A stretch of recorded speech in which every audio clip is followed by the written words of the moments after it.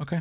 Um, Once Diddy goes through his sentencing and he gets, does his time, whether that's a year or 5 years or whatever, what do you think his mentality is going to be when he comes out? And what do you think the public's perception of him will be? Do you think people will like him? Do you think he'll be, he'll forever have the baby oil jokes? What do you think will be the public's opinion on Diddy when he comes out of where he is now? Well, then he gonna be butter jokes forever. He gonna be the but Johnson and Johnson baby oil jokes gonna be. Man, he need to try to buy stock in the Johnson and Johnson because he gonna be the best spokesman for Johnson and Johnson baby oil. If I was his PR people, if I was Johnson and Johnson, I'd do some baby oil and put a picture of that nigga on there, or at least put that oil in a motherfucking sex shop or something because he's going to be the poster boy of that, uh, a baby oil. He got me wanting to try to wipe some baby oil on stuff. I used to use baby oil. I'll be honest. It make you slippery. You rub rub that down there with that baby oil. That shit go in, shoop. But anyway, so but yeah, face the baby oil jokes. Okay. But black people, black people, we forgive quick, y'all. We have a short memory. We who can we think of? Don't y'all? There's not a black person I can think of that hasn't had a scandal at one point. Even old Obamas. The Obamas we used to could say, but he catching it now, right? Everybody trying to say uh, he's trying to normalize gay men now. Keep pushing that agenda. And so he's catching it right now. Yeah, I don't know if y'all noticed the latest statement he made on him and Michelle's podcast about he used an analogy is how I took it of a black uh, that he had a black professor that was gay that spoke positive things in his life that helped him out. It's how I took it. That's one of the things that I think a lot of times boys need is not just exposure to one guy, One dad. one dad.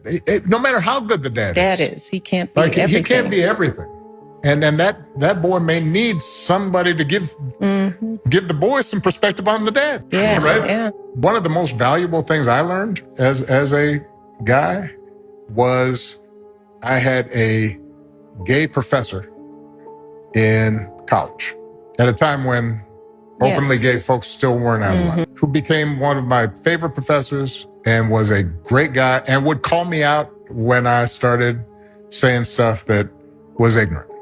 You need that to show empathy and kindness. And by the way, you need that person in your friend group so that if you then have a boy who's gay or non-binary or what have you, they have somebody that they can go, okay, I'm not alone in this.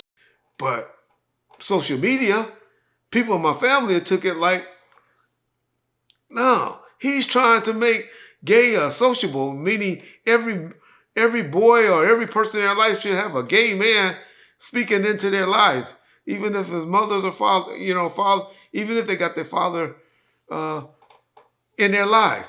It's okay to have a gay man speaking things into their life.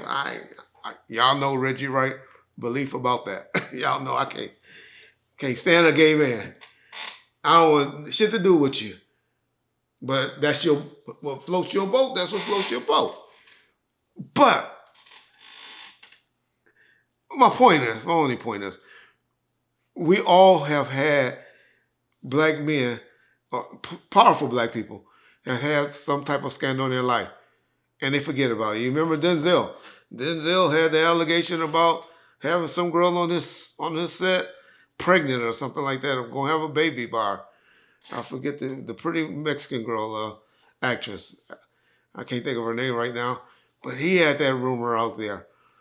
So Bill Cosby, what they did to him when he was trying to buy NBC, I can't think of one that has it. Michael Jackson, y'all know every powerful black man always have it, but we still love him. We back with him. R. Kelly right now. R. fucking Kelly walked out, got free. I'll be the first one buying tickets to the concert. I'd be like, I don't see nothing wrong with no little bump and grind. You know, I'll be singing right along with him. Hey, that's just how we are as a society, especially with blacks. So I think Big Diddy gonna be okay. Now, whether he gets some business opportunities, maybe not the same people, but there's people that's gonna want to line up and get half of what he used to make, right? Or 25% of what he used to make. And so, yeah, I really believe he's going to be okay in about 5 or 10 years.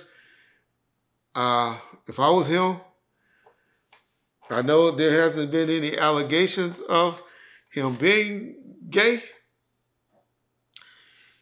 Well, there's been allegations of it, but any factual about it, I would come out. I would be like, hey, y'all, I'm gay. And then everybody be cool. You know?